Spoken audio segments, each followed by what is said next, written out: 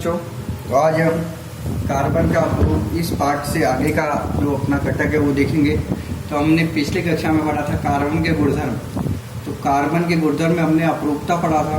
तो प्रकृति में कुछ ऐसे तत्व होते हैं जो एक से अधिक रूप में पाए जाते हैं, परंतु उन तत्वों के रासायनिक गुणधर्म समान, तो उनके भौतिक गुणधर्म क्या होते हैं, भिन्न होते हैं। तत्व के इसी गुणधर्म को क्या कहते हैं, अपरूपता कहा जाता है। कार्बन की तरह सल्फर, फास्फोरस तत्व भी क्या है, अपरूपता दर्शाते हैं।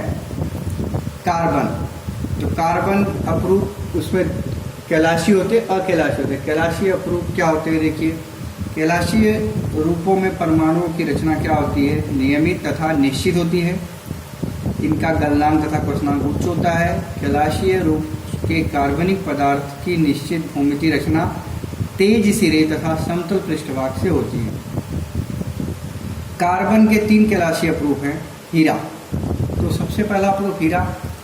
हीरा क्या होता है, हीरा कार्बन का एक कैलाशीय अपरूप है जिसकी रचना नियमित होती है, ठीक है नहीं। भारत में हीरा प्रमुख रूप से गोवलकांडा कर्नाटक और पन्ना मध्य प्रदेश में पाया जाता है। भारत की तरह ब्राज़ील, दक्षिण अफ्रीका, बेल्जियम, रशिया, अमेरिका, इन देशों में भी हीरा पाया जाता है। ओके, फिर आप लोग हीरे से परिचित हो गए। हीरे का उपयोग भी हम देखते हैं कि किस तरीके से किया जाता है। रचना, हीरे के कैलाश में कार्बन का प्रत्येक परमाणु 6 सहसंयोजकी बंध द्वारा जुड़ा हुआ होता है। फिर 4 अन्य पड़ोसी कार्बन परमाणुओं से बंधा होता है, इसलिए वह कठोर होता है तथा चतुष्फलक की त्रिमितीय रचना दर्शाता है। क्लियर, देखें यहाँ पर 1 2 3 4 चतुष्फलक। ओके, त्रिमितीय रचना, त्रिमितीय रचना मतलब 3D, जिसमें 3 अक्ष होते हैं, X Y Z, ऐसा दर्शाता है। गुणधर्म, तेजस्वी तथा शुद्ध हीरा यह प्राकृतिक पदार्थों में सबसे कठोर पदार्थ है ना। तेजस्वी और शुद्ध हीरा जो है यह प्राकृतिक पदार्थों में सबसे कठोर, मतलब इसका कठोरपन इतना होता है ना कि आप इसे जल्दी तोड़ नहीं सकते। हीरे की घनता देखते हैं, 3.5 ग्राम पर सेंटीमीटर क्यूब है। गलनांक देखते हैं, 3500 डिग्री सेल्सियस है। ऑक्सीजन की उपस्थिति में 800 डिग्री सेल्सियस तापमान पर हीरे को गर्म किया जाए तो CO2 गैस मुक्त होती है। क्यों, क्योंकि उसके अंदर कार्बन पाया जाता है।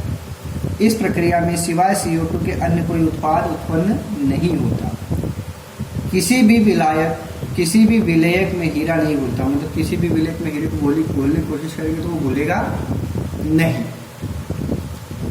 अम्लों तथा क्षारकों का हीरे पर कोई प्रभाव नहीं पड़ता, चाहे अम्ल हो चाहे भस्म हो, उस पर हीरे पर कोई भी उसका प्रभाव नहीं पड़ेगा।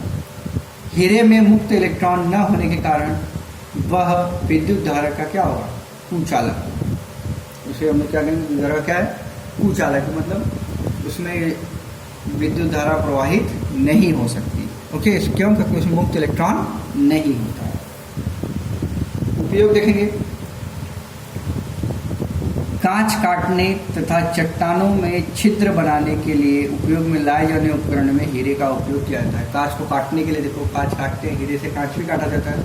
और चट्टानों में छिद्र बनाने के लिए क्यों, क्योंकि वो बहुत ही कठोर होता है, इसके लिए उसका उपयोग इन सब चीज़ों में किया जाता है।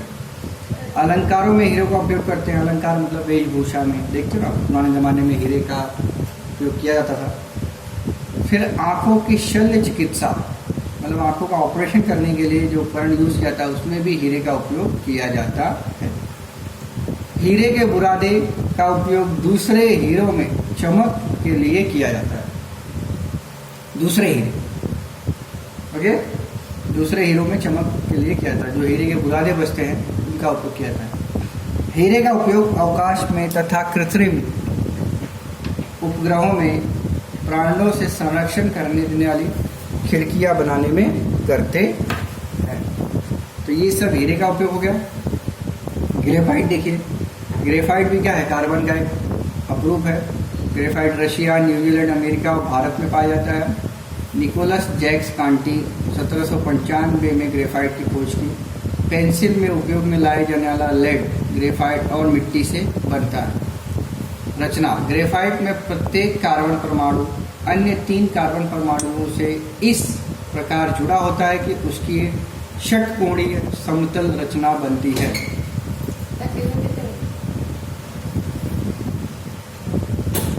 दाब डालने पर ग्रेफाइट की परतें एक दूसरे से फिसलती हैं। ग्रेफाइट का कैलाशीय कई परतों या परमाणुओं के स्तरों से बना होता है। फिर ग्रेफाइट की एक परत को क्या कहते हैं? ग्राफीन कहते हैं। ओके, देखिए ये ग्रेफाइट एक काला मृदु भंगूर जैसा पदार्थ होता है जिसका है कि नहीं, जिसका उपयोग हम लोग पेंसिल में करते हैं। पेंसिल की नोक देखा रहेगा आपने, पेंसिल की नोक में क्या करते हैं? ग्रेफाइट का उपयोग किया जाता है। ओके, तो ये आपको बताया गया। आगे का जो होगा घटक वो हम लोग नेक्स्ट कक्षा में देखेंगे। अभी के लिए बस इतना ही। धन्यवाद।